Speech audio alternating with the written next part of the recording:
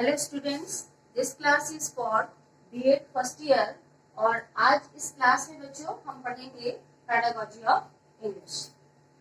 बच्चों, pedagogy of English आपके method है, मेथड का पेपर है बच्चों, जैसा कि आप जानते हैं। और इसके पहले पेडागोजी ऑफ इंग्लिश की 2 क्लासेस हो चुकी हैं। ये आपका पार्ट 3 है बच्चों। तो 2 क्लासेस में मैंने आपको बताया था कि what is language, what is the meaning of language, what is the characteristic and characteristics of language and what is the nature of language. Language की नेचर को, कैरेक्टरिस्टिक्स को और मीनिंग को हम जान चुके हैं। देखिए, language is very very important for the human being. Without language no one can express their thoughts, their feelings, their emotions, and without language no one can communicate with one another. तो अगर हम language की बात करते हैं तो language is very much important for us, क्योंकि जितने भी काम होते हैं बच्चों, तो अगर हम किसी लैंग्वेज के द्वारा अगर कोई भी काम है तो हम बिना लैंग्वेज के उस काम को नहीं कर सकते हैं। क्यों? क्योंकि अगर हमें उसके बारे में कुछ कहना है, कुछ उससे संबंधित रिलेटेड कुछ बात करनी है, तो इसके लिए बच्चों लैंग्वेज की ही जरूरत पड़ती है। तो अगर हम बात करें कि इसकी क्या इंपॉर्टेंस है ह्यूमन बीइंग में, what is the importance of language in human being, तो by these functions we can describe the importance of language in human being. Human beings में के लिए language क्यों important है, इन functions के द्वारा आज हम जानेंगे कि language human beings के लिए क्यों important है बच्चों। तो आज हम पढ़ेंगे इस क्लास में functions of language। language के कौन कौन से functions होते हैं, क्या क्या ये कार्य करते हैं। तो बच्चों सबसे पहले है एक्सप्रेसिव फंक्शन। एक्सप्रेसिव फंक्शन क्या है बच्चों? मैंने आपको बताया था कि language is the only way, language is the only way to express. आप अपने थॉट्स को, अपनी थिंकिंग्स को, अपने व्यूज को अगर आप एक्सप्रेस करना चाहते हैं, किसी से कहना चाहते हैं, तो लैंग्वेज ही एक साधन है हमारे सामने जिसके द्वारा हम किसी चीज को एक्सप्रेस कर सकते हैं। बिना लैंग्वेज के आप एक दूसरे से कम्युनिकेट नहीं कर सकते हैं, ना ही अपने मैसेज को किसी दूसरे तक पहुंचा सकते हैं। तो एक्सप्रेसिव फंक्शन में बच्चों, एक्सप्रेसिव फंक्शन क्या है? Expressive function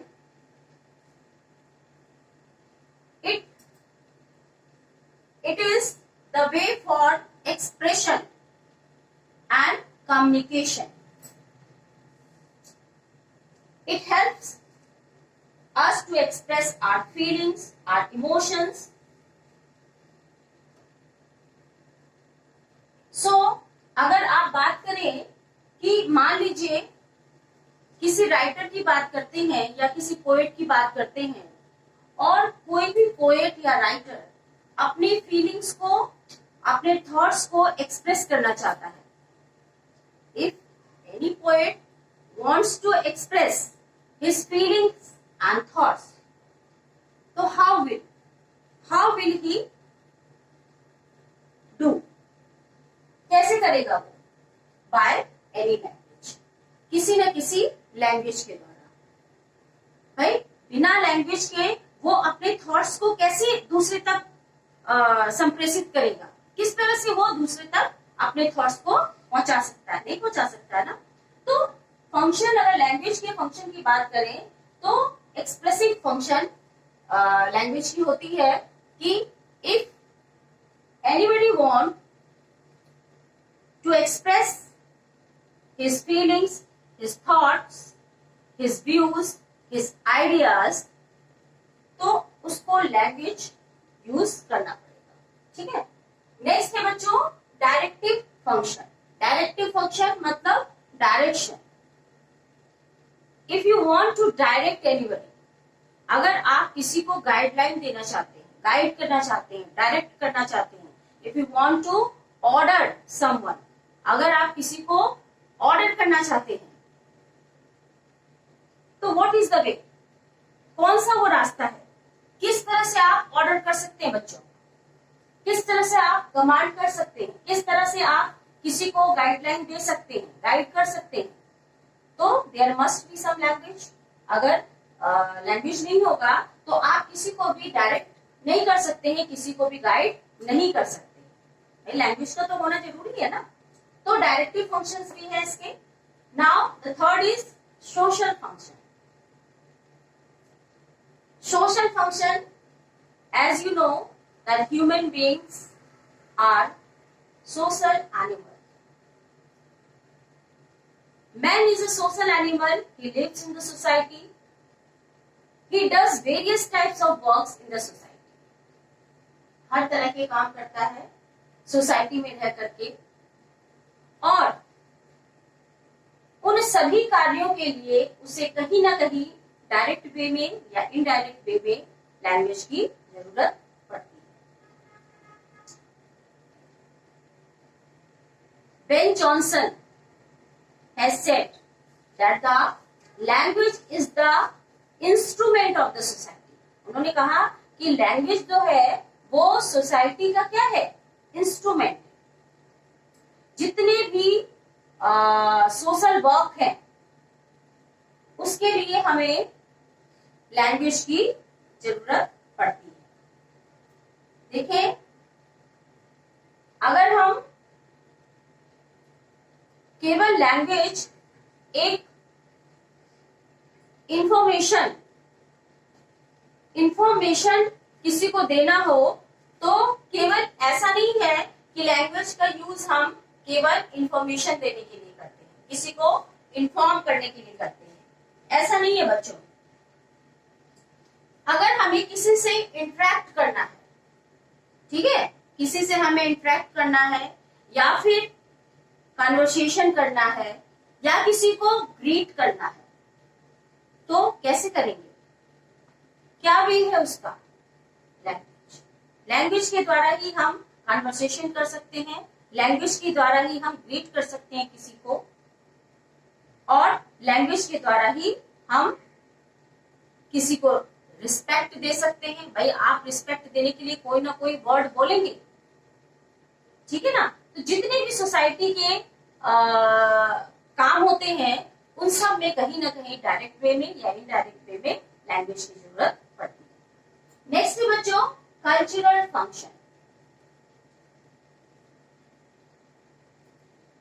language is the part of the culture, it is not separate from it. Language culture का एक पार्ट है, इसको हम अलग नहीं कर सकते हैं इससे। लैंग्वेज के कल्चर के जितने भी कंटेंट होते हैं, every content of the culture is able to express in its language. Language के द्वारा ही सारे जितने भी कल्चर के कंटेंट होते हैं उसको एक्सप्रेस किया जा सकता है। तो कल्चरल फंक्शन भी आपको समझ में आया होगा। Now the next is instrumental function. Instrument औजार, हथियार, मतलब वेपन, मतलब कि अगर आप if you want to command anybody, if you want to give advice, if you want to give order, if you want to suggest anybody, तो क्या करेंगे आप, what will you do, how will you do, what is the way, only language। Language के द्वारा ही आप किसी को command कर सकते हैं, लैंग्वेज के द्वारा ही आप किसी को ऑर्डर कर सकते हैं, लैंग्वेज के द्वारा ही आप किसी को एडवाइस दे सकते हैं, और लैंग्वेज के द्वारा ही आप किसी को सजेशन दे सकते हैं। तो it is the instrument of the society। तो इंस्ट्रूमेंटल वर्ब भी हमारे लैंग्वेज करते हैं। नेक्स्ट है बच्चों heuristic function. Do you know what is the meaning of heuristic बच्चों? ह्यूरिस्टिक का मतलब होता है खोज, किसी चीज को खोजना, खोज। तो ह्यूरिस्टिक फंक्शन क्या है? खोज क्या है?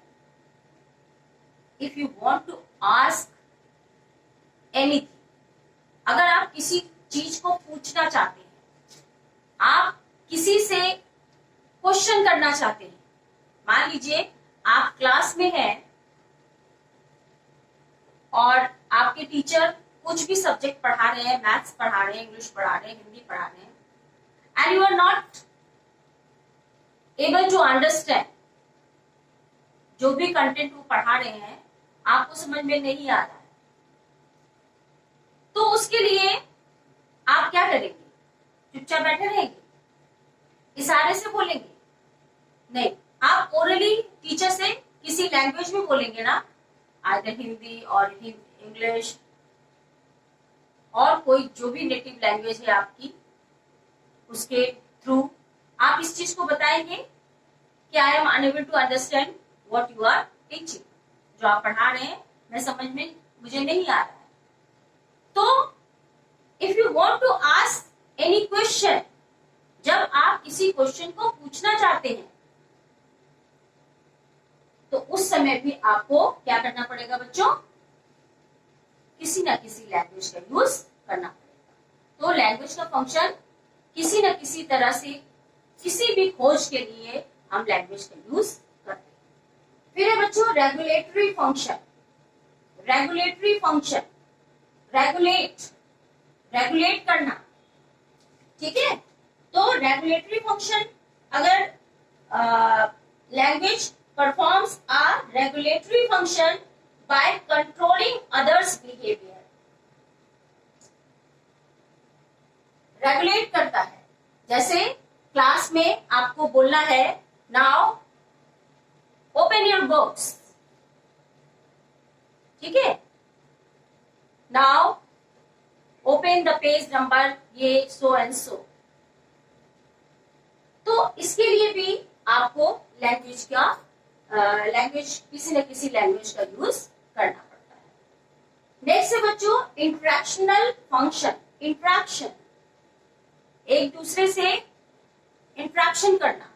मैंने अभी आपको क्या बताया कि केवल इंफॉर्मेशन देना ये लैंग्वेज का काम नहीं है, कि हमने किसी को भी इंफॉर्म करना है तो हमने लैंग्वेज का यूज किया, या फिर आपको किसी चीज को एक्सप्रेस करना है, अपने इमोशंस को या थॉट्स को या फीलिंग्स को एक्सप्रेस करना है तो आपने लैंग्वेज का यूज किया, या आप कम्युनिकेट करने के लिए दूसरों से आप लैंग्वेज का यूज करते हैं।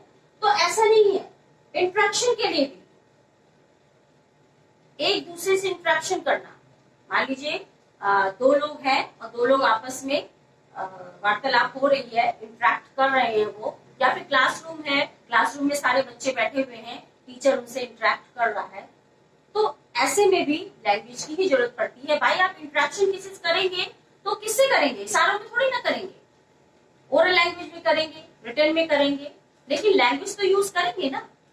तो लैंग्वेज के बिना तो हम किसी से इंटरेक्शन कर ही नहीं सकते, ठीक है। तो इंटरेक्शन के लिए भी बच्चों लैंग्वेज की जरूरत पड़ती है। फिर बच्चों पर्सनल फंक्शन। पर्सनल फंक्शन मतलब व्यक्तिगत कार्य। व्यक्तिगत कार्य क्या? अगर इफ यू थिंक, अगर आप कुछ सोचते हैं मन में, I am very happy today, आपने ये सोचा, ठीक है, तो आप कैसे?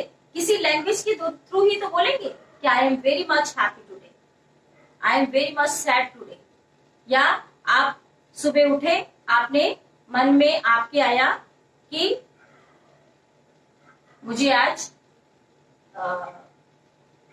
वहां घूमने जाना है, या मुझे आज ये काम करना है। तो जो मन में आपकी पर्सनल थॉट्स आए, जो मन में आपने जो पर्सनल बातें आपके मन में आई, तो वो किसी न किसी लैंग्वेज के थ्रू ही तो आई, ठीक है ना। तो पर्सनल फंक्शन भी लैंग्वेज के पर्सनल फंक्शन होते हैं और लैंग्वेज पर्सनल फंक्शन के लिए भी जरूरी होते हैं, बहुत इंपॉर्टेंट होते हैं। फिर है बच्चों इंफॉर्मेशनल फंक्शन। मैंने आपको बताया कि एक्सप्रेशन और कम्युनिकेशन, इन सब के लिए लैंग्वेज की जरूरत पड़ती है। इंटरेक्शन, इन सब के लिए लैंग्वेज की जरूरत पड़ती है। तो केवल इन्हीं के लिए नहीं बच्चों, इंफॉर्मेशनल, अगर आप किसी को किसी बात को इन्फॉर्म करना चाहते हैं, जैसे मान लीजिए आपको बताना है कि पूछना है कि what is the current rate of population in India, तो आप इस इंफॉर्मेशन को पाने के लिए या इस इंफॉर्मेशन को देने के लिए किसी न किसी लैंग्वेज का यूज करेंगे ना। बिना लैंग्वेज के तो आप इस इंफॉर्मेशन को ना तो ले सकते हैं और ना ही दे सकते हैं। तो इंफॉर्मेशनल फंक्शन भी इन्फॉर्म करने के लिए किसी को या इंफॉर्मेशन लेने के लिए लैंग्वेज की जरूरत पड़ती है बच्चों। फिर है इमेजिनेटिव फंक्शन। लास्ट है बच्चों आपका इमेजिनेटिव फंक्शन। इमेजिन करना, कल्पना करना। If I were a bird, अगर मैं एक चिड़िया होती, आई मे फ्लाई इन द स्काई, तो मैं आकाश में उड़ती, ठीक है ना। तो इमेजिनेशन, जो पोइट या कोई राइटर जो इमेजिन करते हैं, ठीक है ना, तो उस समय भी इमेजिनेशन के लिए भी, किसी भी इमेजिनेशन के लिए, कल्पना के लिए, सोचने के लिए हमें लैंग्वेज की जरूरत पड़ती है। तो these are all the functions of the language, और by these functions we can understand how much language is important for the human beings. इसके अलावा भी बच्चों फंक्शन में इमोटिव फंक्शन हो सकता है, इमोशन को एक्सप्रेस करने के लिए, या फैटिक फंक्शन हो सकते हैं, ठीक है बच्चों। तो ये फंक्शंस आप इसको कहीं पर भी नोट कर लीजिए और इसको अच्छे से याद कर लीजिए। और बेटा ये बहुत ही इम्पोर्टेंट टॉपिक है आपके मेथड वाले पेपर के लिए, तो इसकी प्रैक्टिस अच्छे से करिए और इन सारे पॉइंट्स को अपने पास नोट करके इसको याद करिए। तो आज की क्लास में इतना ही, अगली क्लास में नेक्स्ट टॉपिक के साथ मिलूंगी। Thank you.